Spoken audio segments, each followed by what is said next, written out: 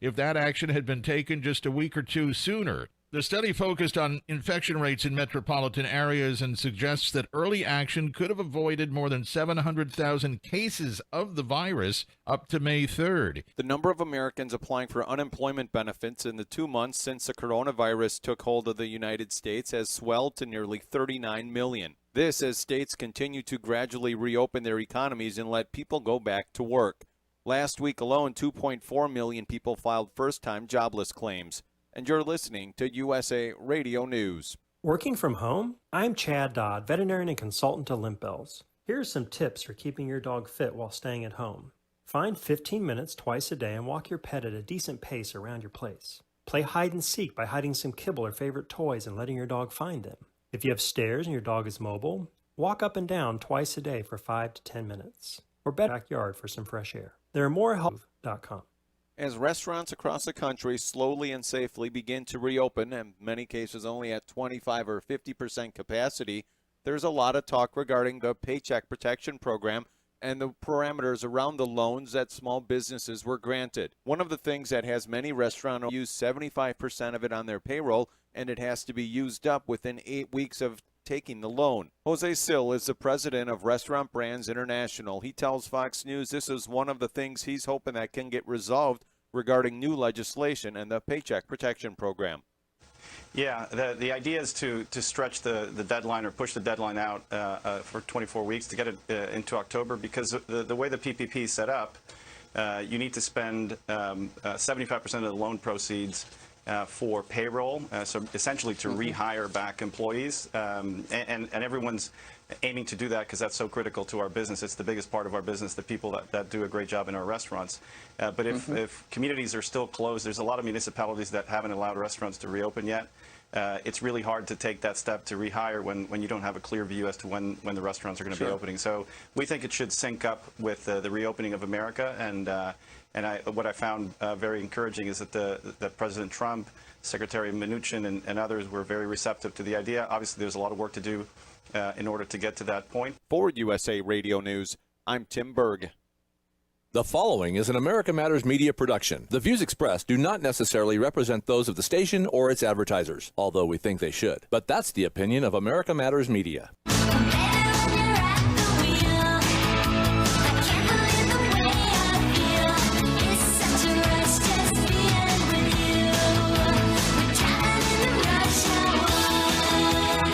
Welcome to this evening's episode of Rush Hour. I am your host, Kelly Rush, and we are a production of America Matters Media, the home of quality conversation. You can check us out on the web at americamatters.us. That's americamatters.us. We are also on Facebook at facebook.com/Reno Rush Hour.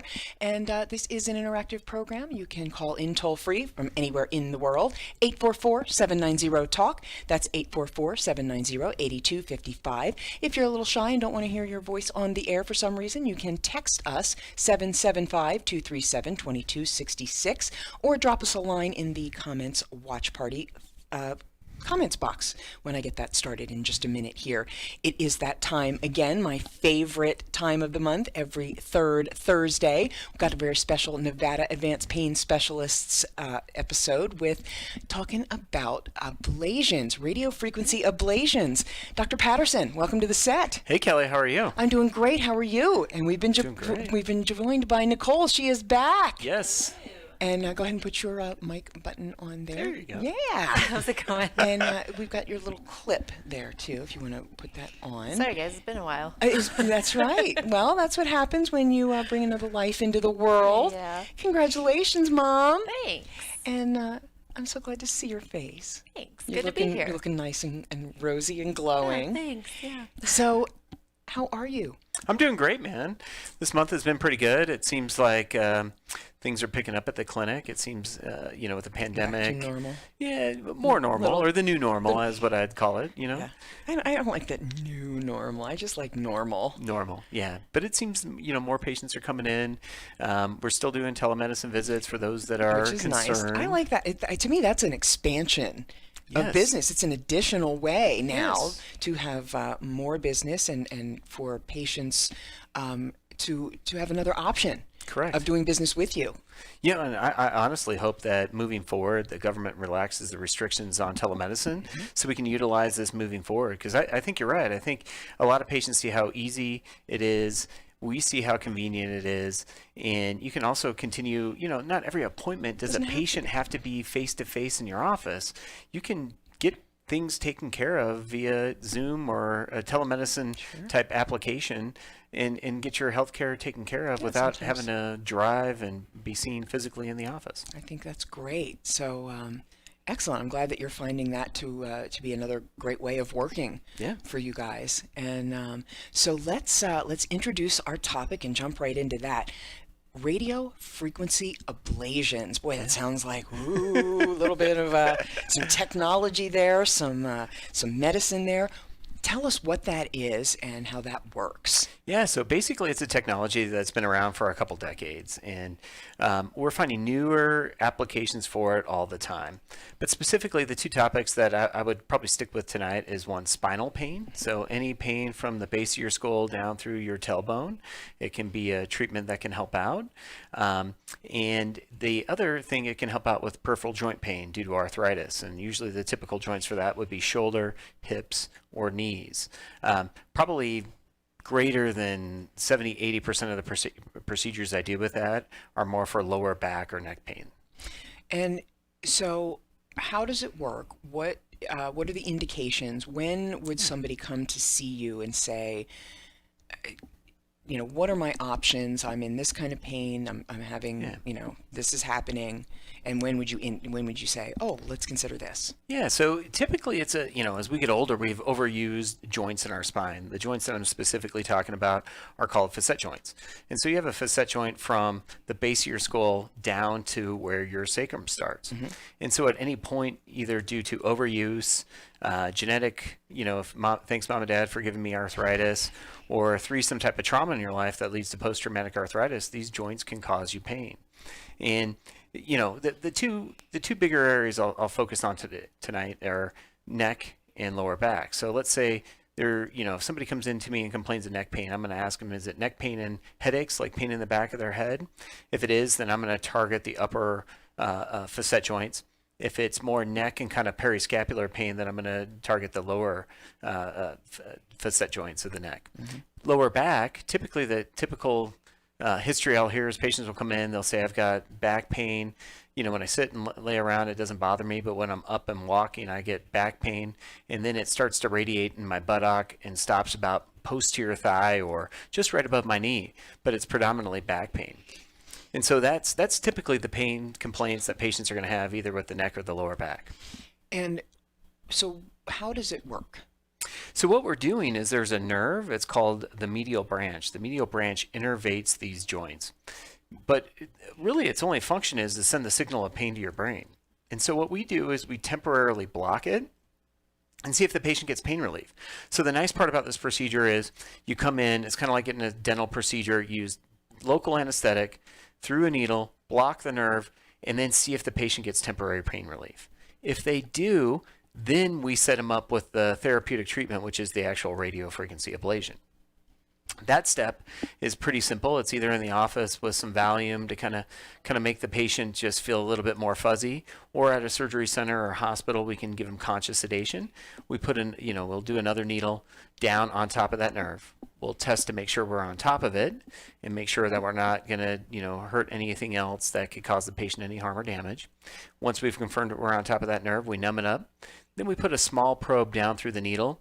And at the tip of the needle, when that probe makes a connection, we use electricity from the wall to convert it into heat. And basically, we're using, making a thermal lesion to destroy that nerve. Your body doesn't need that nerve. That nerve is only sending the signal of pain to the brain. It doesn't do any sensory, and it doesn't do any motor function. So without that nerve, you're able to function pain-free or with less pain. Some cases, you're completely pain-free, and you can move on with life. That's amazing. So that nerve is strictly a pain interpreter. Yeah. And I think a lot of patients get concerned because they're like, well, God, if it's just a pain interpreter, doc, if you get rid of that nerve, can I hurt myself? Am I going to overdo things? And the truth is no. I've never seen Plenty of other pain interpreters in your body. Exactly. They'll There's tell other you. structures that will tell you. Exactly. So I've never seen anybody harm themselves because we've done that procedure. Wow, that's amazing. Well, we've got to go to our first break. We will be back for the second segment of today's Rush Hour with Kelly Rush and Dr. Dennis Patterson of Nevada Advanced Pain Specialists on today's third Thursday with our special topic, radio frequency ablations, after these messages. Stay tuned. We'll be right back. Have you, a friend, or family member been diagnosed with cancer? Dr. Forsyth at the Forsyth Cancer Care Center offers an all-inclusive program to treat adult types of cancer. The Forsyth Immune Protocol Cancer Treatment Plan, in a current prospective study of over 6.5 years and 1,200 adult cancer patients, has produced a remarkable 30 times greater survival statistic when compared to conventional full-dose chemotherapy. Greater than 95% of all their patients choose low-dose insulin-potentiated life chemotherapy, using only 10 to 15% chemotherapy dosing with insulin. Dr. Forsyth has long been considered one of the most respected physicians in the United States, particularly for his treatment of cancer and the legal use of human growth hormone. Located in Reno, Nevada, Dr. Forsyth has seen patients from all over the world. To schedule your consultation today, call 775-827-0707. That number again is 775-827-0707. As an 18-year-old, I let my mistakes kind of take over my life. I was 0.5 credits away from completing high school, and I didn't do it. 10 years later, at age 28, Jackie finished her high school diploma. When I found out that I was pregnant, I know that I had to do something for myself if I wanted to make her a better person and provide a better life for her. My family never stopped pushing for me to be better because they knew what I could become and who I could become as a person. My support team is amazing. The educational director, my sister, and even my 7-year-old daughter has just been more than the support that I could ask for. I've been given an opportunity, and I'm just thankful for it. No one gets a diploma alone. If you're thinking of finishing your high school diploma, you have help. Find free adult education classes near you at finishyourdiploma.org. That's finishyourdiploma.org. Brought to you by the Dollar General Literacy Foundation and the Ad Council. As humans, we ask ourselves all kinds of questions. But what if we were forced to ask ourselves a question every day that affected the outcome of the most basic things, the most important things in our lives? The question is, what is your sexual orientation or gender identity? And the answer is the difference between keeping your job or getting fired. The answer is the difference between staying in your home or getting evicted. The answer is the difference between receiving medical treatment or not. Because in 31 states, it's legal to discriminate against people based on their answer to this question. LGBT Americans have the right to say I do, but they don't have the same basic rights as everyone else. Get the facts at beyondido.org. Brought to you by the Guild Foundation and the Ad Council. This is America Matters Media on AM 1180 KCKQ, a Lotus broadcast station. The power of radio since 1967. Unable to listen to the whole show? A recording of today's program will be available later today.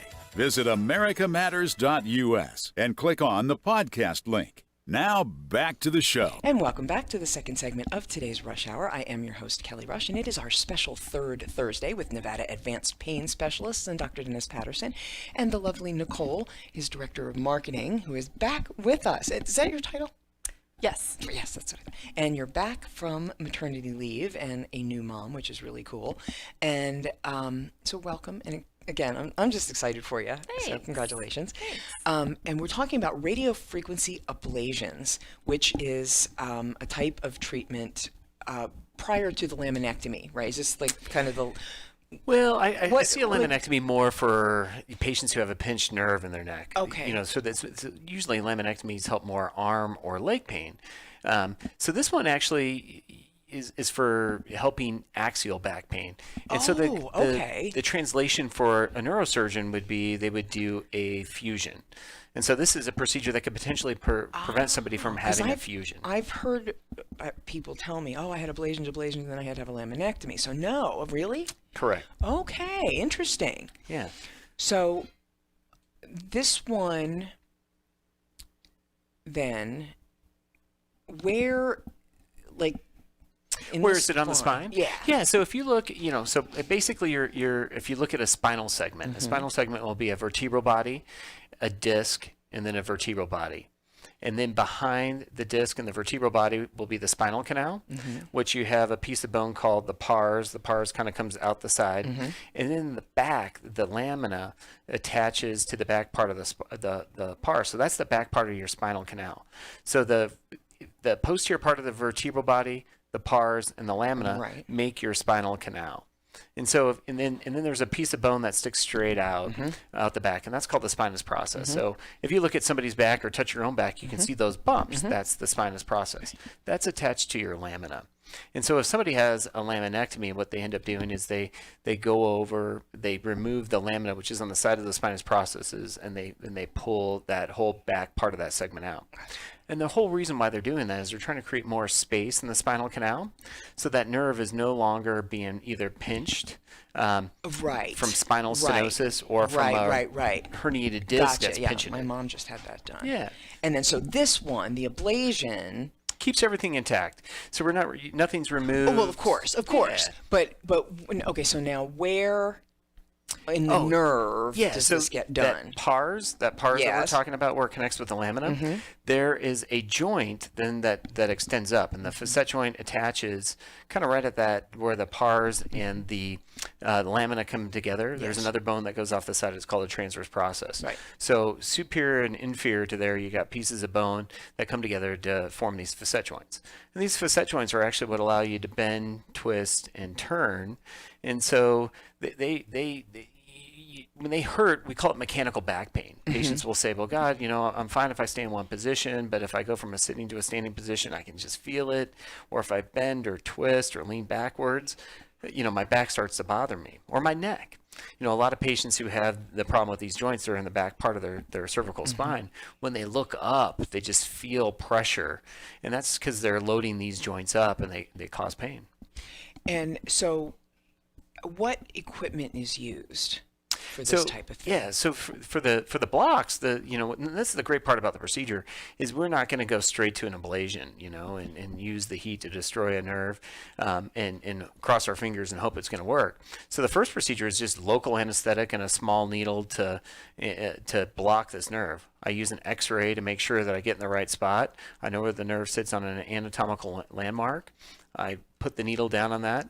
I use a little bit of local anesthetic, and then I want the patient to leave my office and go be active and see if they get temporary pain relief. And so we end up doing it twice. So I do the first diagnostic block. They should get relief for about 1 hour, 1 to 2 hours. I call that the test run.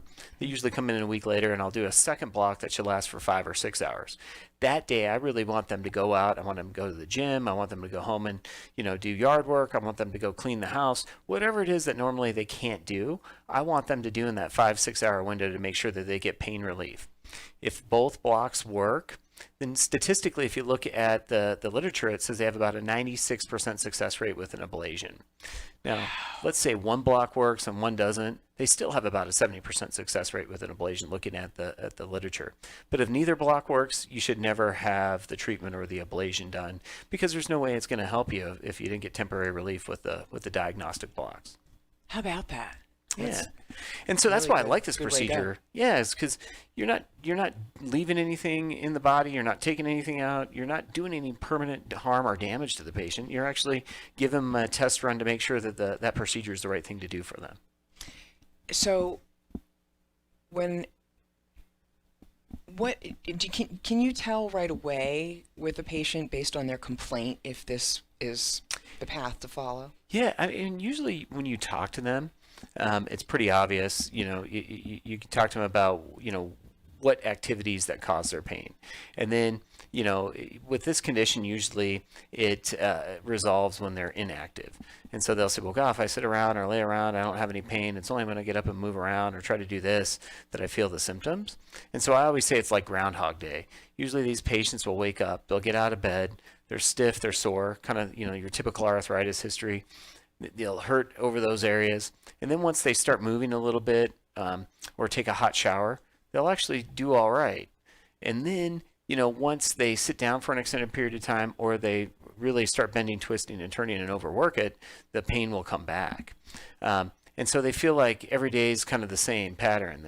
They wake up, they're stiff, they're sore, they hurt, they start moving, they feel good. Then they sit down for lunch or they do some housework, and all of a sudden their back is really bothering them. And then the other thing that I've seen is a correlation with weather changes. So a lot of these patients will tell you, well, God, doc, I was doing great until that storm came in a couple days ago, and now my back is really bothering me. And I don't know what it is about the barometric pressure and pain with these joints, but it is a real thing. You hear from every single patient. You nailed it. It's the pressure. Yeah. It's absolutely the way. And where we are in the jet stream, we're right at the top. I've lived at all 3 points of the jet stream here, Dallas, Texas, and I'm from the East Coast. So I have felt it all 3 ways, and it absolutely does. As sick as I am with my joint problems, I've felt it, and I've been able to do comparisons. It's a thing. And we've talked about this. I mean, you have an arthritic condition, and I'm sure you feel those changes. I mean, I remember once there was a patient during my pain fellowship in Atlanta that I saw him on a Wednesday, and he says, Doc, it is going to rain tomorrow at 4:15. And I was like, man, this guy is better than the weatherman.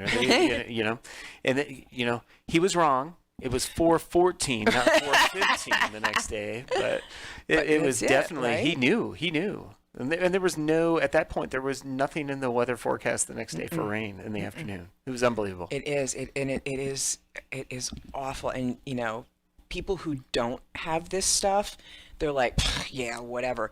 Migraines and joint pain, I can tell you, it is just not fun. Rough. It's rough. And, I don't try not to complain. I don't tell people about it. I don't talk about it. I mean, I do on the air here just for the sake of other people who have this and can relate so that they understand and then can come to somebody like you, Dr. Patterson with Nevada Advanced Pain Specialist, NevadaAdvancedPain.com, NVAdvancedPain.com. NVAdvancedPain.com is the website, NVAdvancedPain.com. And we'll talk about my favorite thing, the biopsychosocial model that you employ with your practice. That is like I like to talk about the 360, the holistic view of multiple treatment options. Correct. Because one size does not fit all. Yes. So I talk about this stuff on the air to share the fact that there are options. Yeah. You don't have to suffer in silence. You don't have to suffer, period. Don't suffer. Yeah, and especially with this condition, the biopsychosocial model fits it to a T. Because I tell these patients I can do ablations, and they'll feel good for probably 9 to 12 months. Typically, this procedure lasts that long, and then it has to be repeated. But these patients, if they don't do physical therapy to change their body mechanics, the problem's going to continue to return. And that's another key. Let's talk about body mechanics. What is that? How does that work? How does that help? Because people are very unaware of their habits, and I talk to my mom about this stuff, and use your tools, use your help yourself. You have to help yourself, and once you do get treatment, then you have to work with it. You can't just expect it to be your fix-all and then keep doing what you were doing and not have it ruin again. Correct. So those are also things that you have to consider. People, we have bad habits. We are lazy. We want quick fix. We want easy, the easy button. That I wish Staples, I had the easy button, right? And don't we all? We wish we had a pill, for, the magic blue pill, and we don't. Yeah. Life doesn't work that way, unfortunately. So you have to put in just a little bit of effort. We have these wonderful tools and solutions and assistance that we can get from people like Dr. Patterson and Nevada Advanced Pain Specialists, but then you also have to do your part. Yeah. Exactly. Help yourself. Yeah, and if you just think about your lower back, you got a slight curve in it, and if your pelvis is tilted a little bit forward, that augments that curve. And when your pelvis is tilted forward, that causes those facet joints to really be closed and rubbed together. And so if you actually just kind of take yourself, kind of grab your pelvis and roll it forward, you can feel those joints all of a sudden closing, and you can feel pressure down there. And if you kind of unroll it with your hands, you can kind of feel them kind of open up. And that's what the physical therapist works on, is they work on kind of counter rotating your pelvis back, strengthening your core muscles so you can maintain that position, and hopefully the problem and the pain goes away long term. Absolutely. So that's a great point. So we've got to go to another break. We'll be back for the second half of today's Nevada Advanced Pain Specialists third Thursday special, talking about radio frequency ablations after these messages. Stay tuned.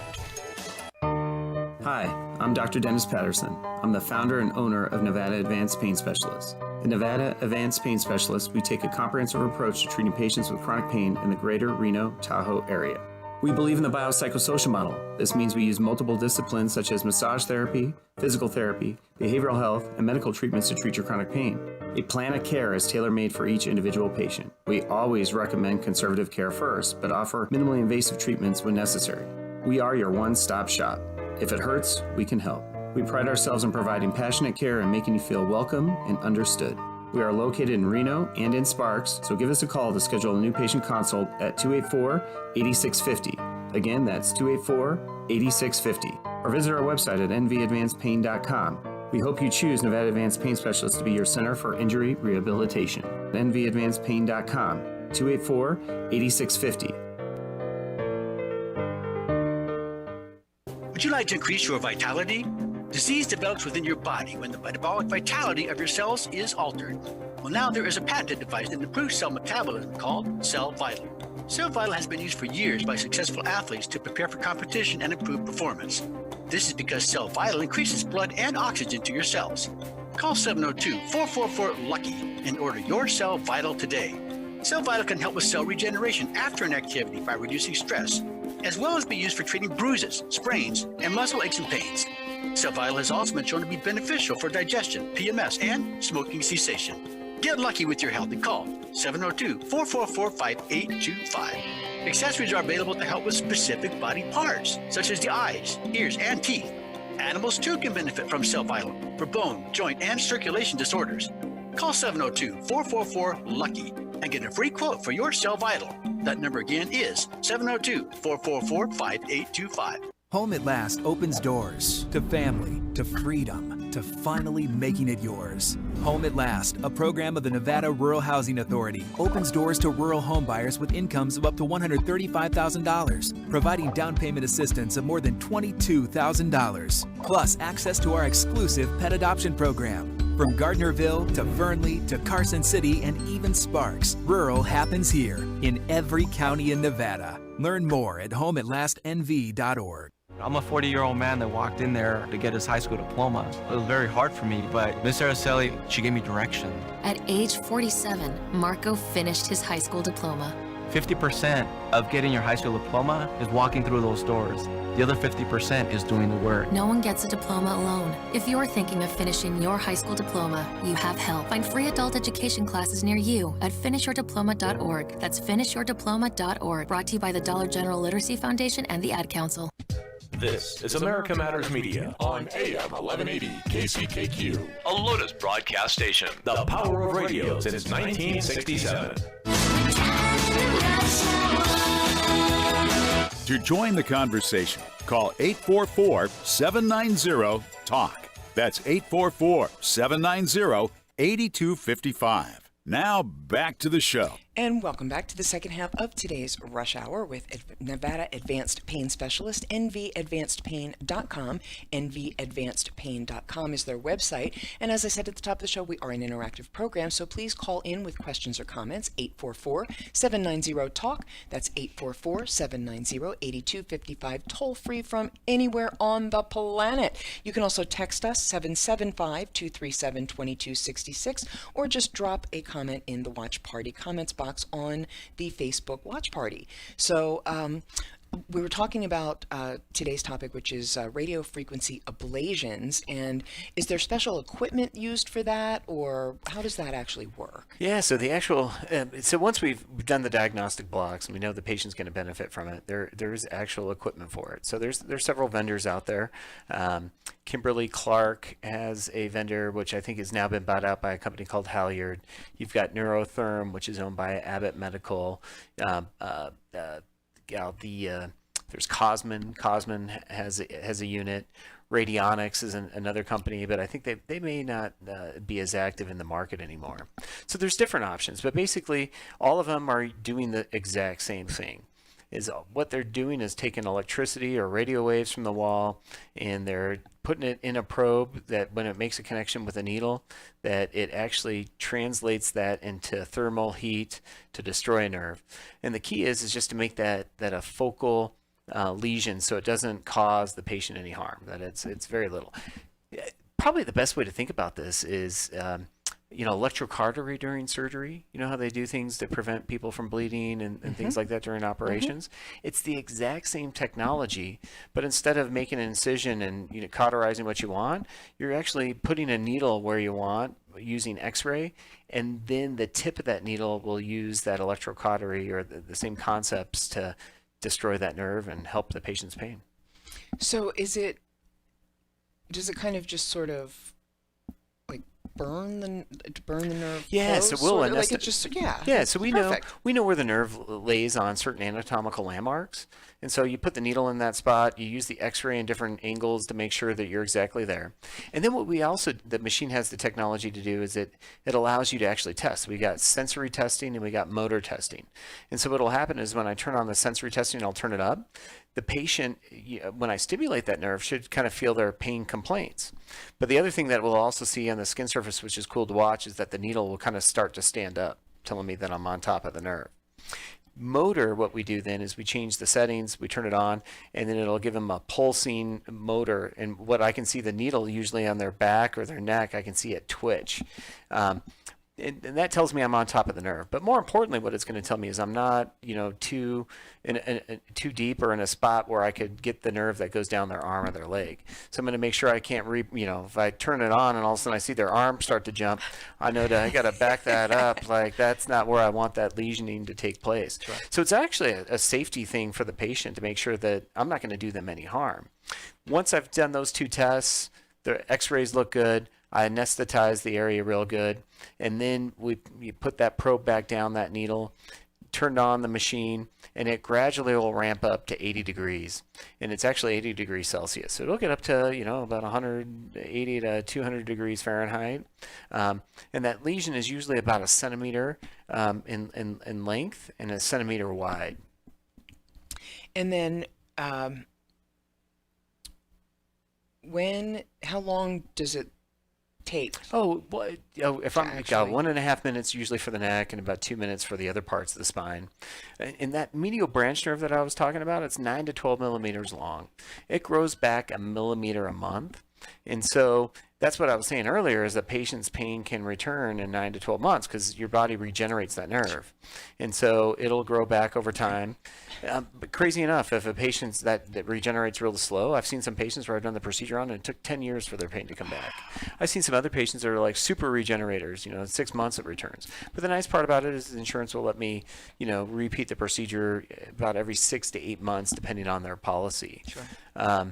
But, like I said earlier, my goal would be is that once their pain is reduced, Then we work on strengthening their core, especially for their lumbar spine, kind of rotating their pelvis to hopefully offload these joints. And so they start to do it naturally with their own core, and hopefully the pain doesn't come back even after the nerves regenerate, and I never have to do anything again. Right. So this isn't just a one-shot thing where you go, come on in, stick the thing in there, out you go, see you later. Yeah. You know, this is not how you practice, and that's what we talk about with biopsychosocial. We explain the biopsychosocial model. So the biopsychosocial model is a way of treating a medical condition comprehensively. So, you know, somebody has a pain problem or a disease process, you know, you can medically just focus on treating that disease process and ignore the patient, but that's not what we try to do. So we will treat that disease process, but we'll also look at how is that affecting them as a whole person? How is it affecting them mentally? How is it affecting their function? And so that's where our physical therapists and massage therapists come in, because they can kind of make them feel better, work on their functioning, their biomechanics, and hopefully get them, you know, when we're making them feel good from a medical standpoint, we can also improve their function and maybe prevent the problem from coming back. But also, what is it doing to them psychologically? How is it affecting their well-being? Do they feel like this condition gives them anxiety? Does it lead to depression?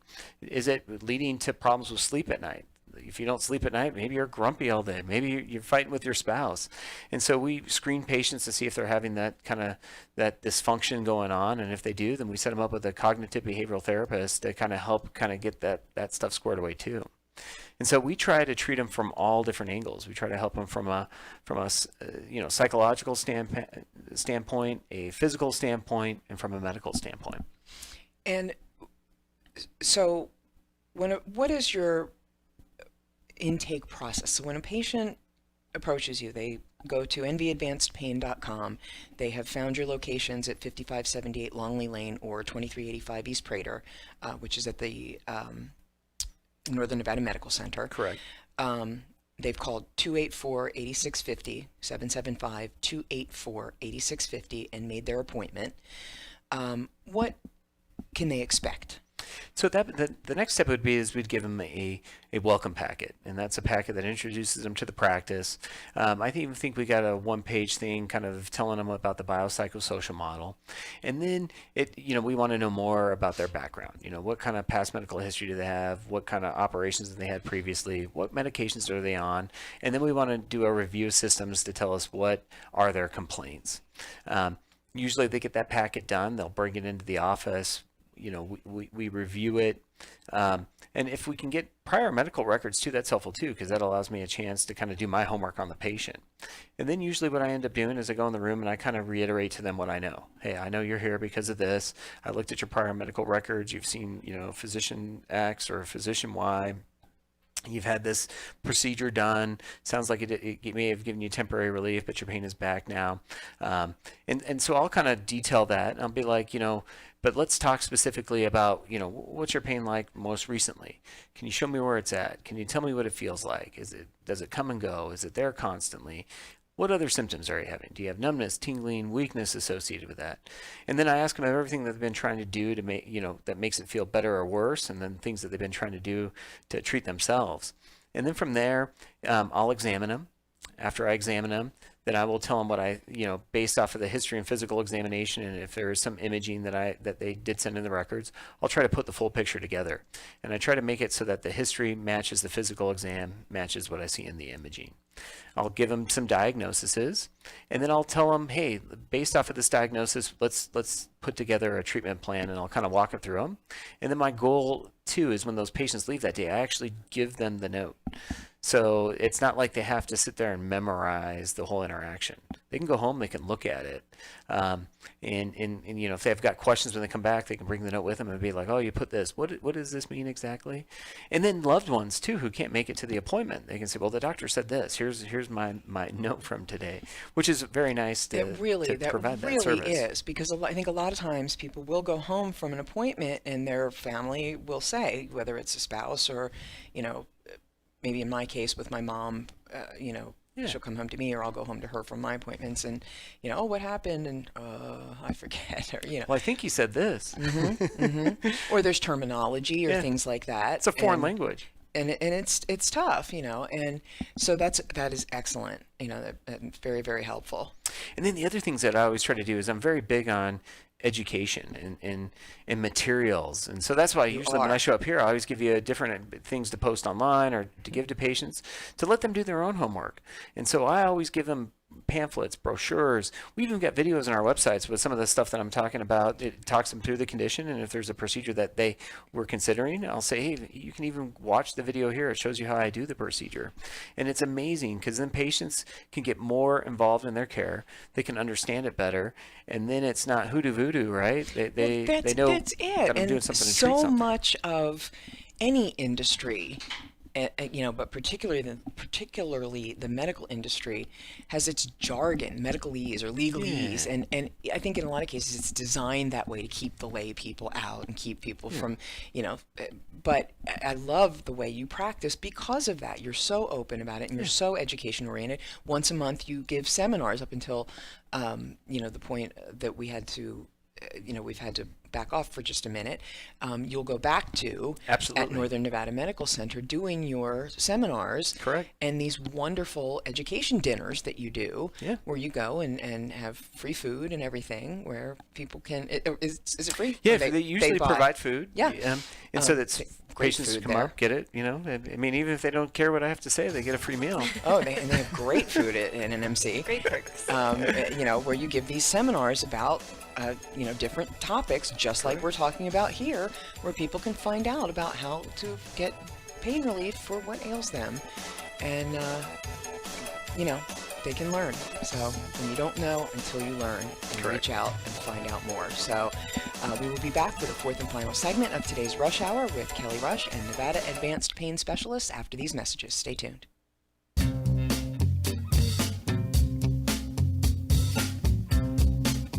Hi, this is Eddie Floyd. Let me tell you about my favorite non-profit public charity, Wainema Wild Horse Sanctuary, located on the Forsyth Ranch in Hallelujah Junction area. And please go to www.wainemaranch.com. That's WYNEMA ranch.com.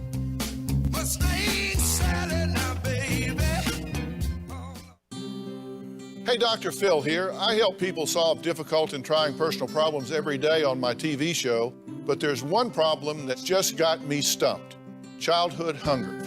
Nearly 16 million children in America struggle with it.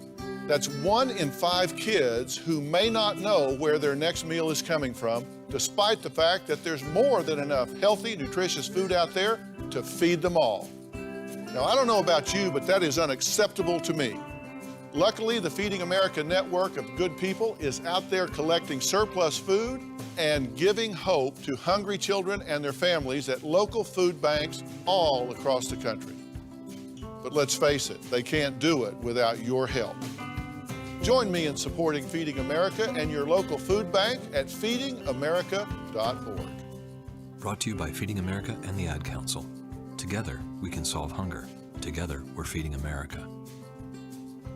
Adopt US Kids presents What to Expect When You're Expecting. A teenager. Learning the lingo. Today I'm going to help parents translate teen slang.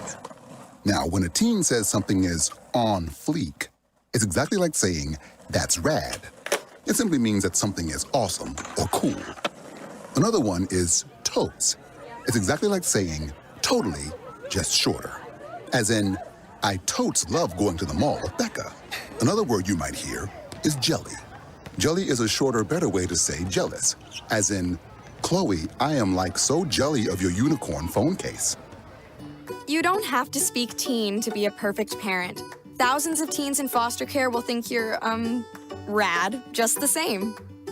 To learn more, visit adoptuskids.org.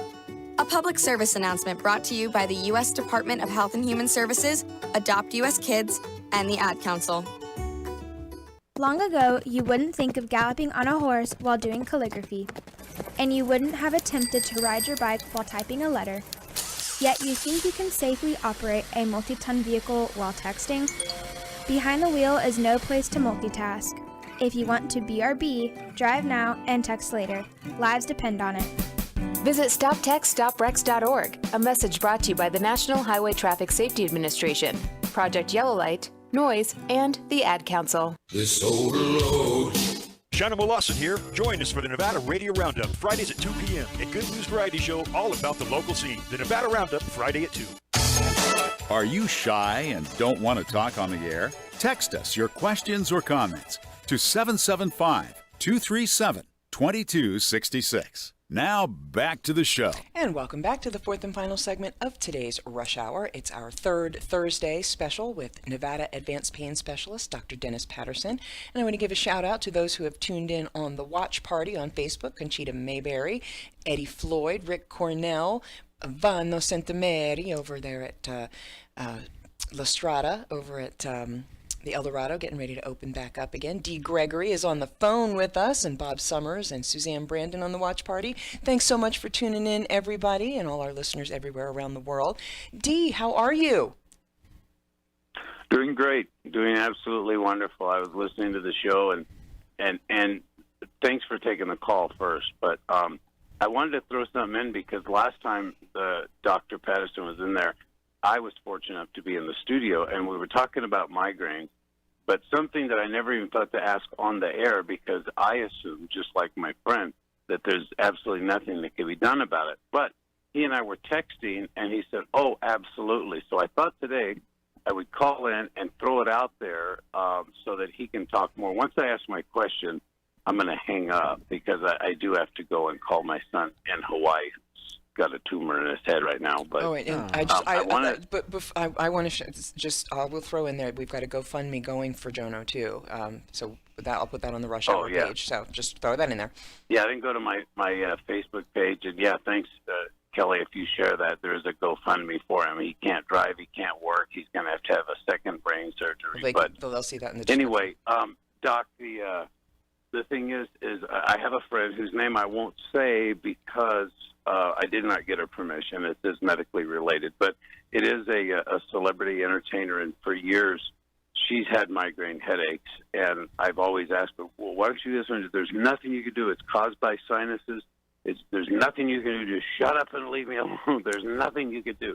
But I text you, and I told you she has migraines, major migraines, that are caused by her sinuses. And I said, is there anything? And you said, absolutely. Yeah. Boom, boom, boom from there. I'm going to let you take it from there. But who knew that sinuses, one, caused migraines and that there is a treatment for that? You also said oftentimes it's misdiagnosed. So correct. If I can leave you with that question, could you please answer that for the audience? Absolutely. And then I'll talk to you guys very soon, okay? Thanks, Dee. We love you, and God care, bless Dee. your son. Yeah, God bless your son, Dee. Thank you. Yeah, so Dee had mentioned to me that he's got a friend who's been diagnosed with chronic migraines due to sinus infections. And it reminds me, I've seen several patients over the years that have been told the same thing. Well, God, I get this pain, and it's usually unilateral, and it's either, I feel like I got pressure behind my eye, or it may start in the back of my head. And, they go see their providers, and a lot of them will say, oh, you're just having sinus pressure, or it's a sinus headache, because your sinuses sit behind your eyes and kind of the front of your face. And so a lot of times they'll treat them with steroid packs or antibiotics and hope that it'll go away and help out. And the specific story I'll tell is there was a primary care provider in town. She came and saw me and was told the same problem. And she'd been on intermittent steroid packs and antibiotics for 20 years. And after I evaluated her, I realized that she had, pretty timely with our topic today, is that she had cervicogenic headaches. And it was where, I think with, us wearing our stethoscope at times, and we're always working on the computer, her shoulders were rolled forward, and it really put a lot of stress on her neck because everything was forward, and for her to look straight ahead, she really had to lean back. And with that pressure on the back part of her neck, it was causing neck pain at the base of her skull, and when it got real bad, it would radiate over that whatever side it was hurting, and she'd feel pressure behind her eye, and so they blamed it on the sinuses. And what I ended up doing for her is I said, I think it's coming from your neck. I don't think this is a sinus issue, even though you've been told for 20 years it has. We did the diagnostic blocks. I blocked the upper cervical facet joints. Her pain resolved temporarily. I did the ablation, and she was pain-free for the first time in 20 years. And so I think sometimes patients can be misdiagnosed. The other situation would be just like our topic last month, is that the patient doesn't have neck pain, but they have chronic migraines, but they're told it's from their sinuses, but yet it's a chronic migraine diagnosis, and doing new medications that are out there that we talked about last time, the CGRPs, or maybe the injection with Botox could resolve those issues too. And so there's definitely treatments options out there. Alternatively, other things that I see all the time that get misdiagnosed could be what's called an occipital neuralgia. It's where the nerve in the back part of the head is getting pinched. A steroid injection blocking that nerve can give patients temporary relief, and so that's an option. And then, there's a few patients that are just so refractory and so disabled by their migraines that we can do a type of peripheral nerve stimulator that we can stimulate the nerves around their head and neck, specifically the supratrochlear nerve and that occipital nerve, to give those patients temporary relief. And those are devices that they can control. It's very rare, though, that I put those devices in anymore because of the radiofrequency ablations, and the Botox usually resolve these patients' problems without having to go that invasive. And so what's the main relief that people get with ablations? Like, what's the main, is that just for the spine? I mean, is it? Well, so we've really focused on the spine today, Yeah. but we've focused on the neck and the lower back, but it can help the thoracic spine. So patients who have pain between their shoulder blades, or it can help the SI joint, which is the joint that attaches your pelvis to your spine. So there's techniques for doing those. But alternatively, you have a lot of patients who have had either shoulder surgery or severe arthritis in their shoulders and not a surgical candidate, and the same thing for their hip and their knee. There's specific sensory nerves to those joints that we can temporarily block, and if that gives them good relief, I can actually do an ablation of those nerves as well too, to give them relief. I've got a neighbor that she'd failed everything. She'd medications, physical therapy, steroid injections, viscosupplementation injections to her knee. She saw the orthopedic surgeon, and they said the only thing we have left to offer you is a knee replacement. And she wanted to avoid that, so she came and asked me, and I went down. I was like, the only thing I got to offer you is, for the knee, it's called genicular blocks. And if the genicular blocks work, then I can do an ablation of those. And we've done that. And actually, she is now 2 years pain-free. I think I've repeated the procedure once on her, but it's worked like magic every single time. And she keeps asking me, do I need to get that knee replaced? And I'm like, well, if you have no pain, why go get the knee replaced? And so it can work magic for some patients, but, there are some cases where I've tried it didn't work out. And, well, yeah, go get the knee replaced. You did fail everything else. That's right. So there's always that option there too. Well, and that's the thing. It's it's incremental. Yeah. You try this, and then if that doesn't work, you don't. I think people necessarily, they want to jump to the most extreme. Well, okay. Correct. I was told I need a knee replacement, so let's. Well, maybe not. I always, my dad always says the KISS theory. Keep it simple, stupid, So I always try the simplest solution first without going to the most extreme. Now, if we fail the simple solutions, we can always do the extreme one, but, your hope is that you can do the least invasive thing to give the patient the most pain relief. That's the goal. And what percentage does this not work for?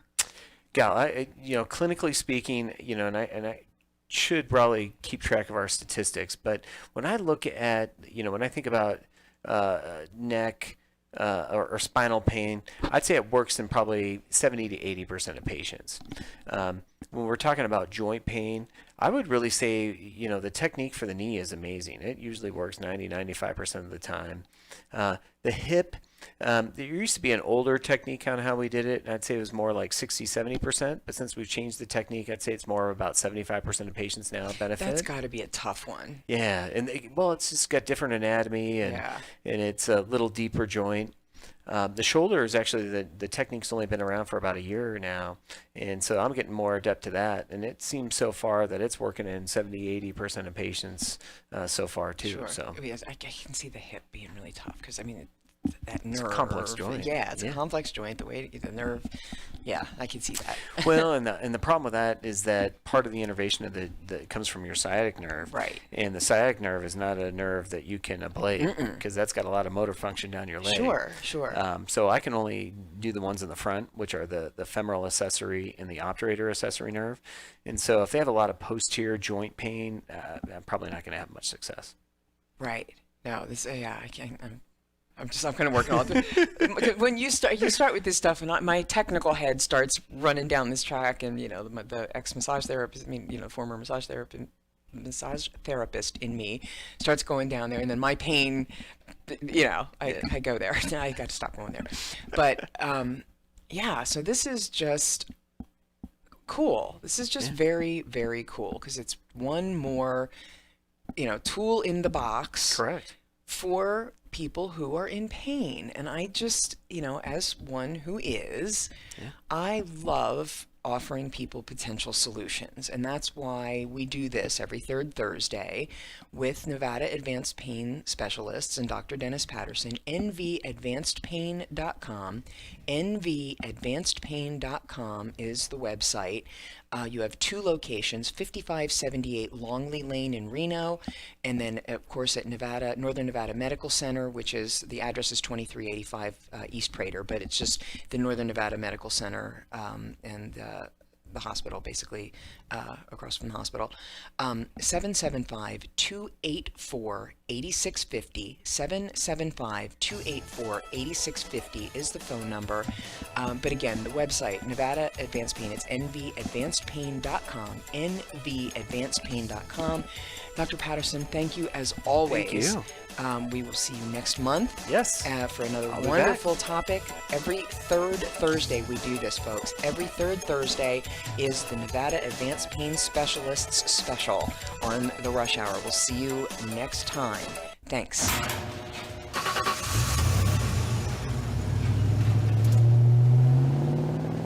I spend a lot of time in the garage, but even more time in the rain, sleet, and mud.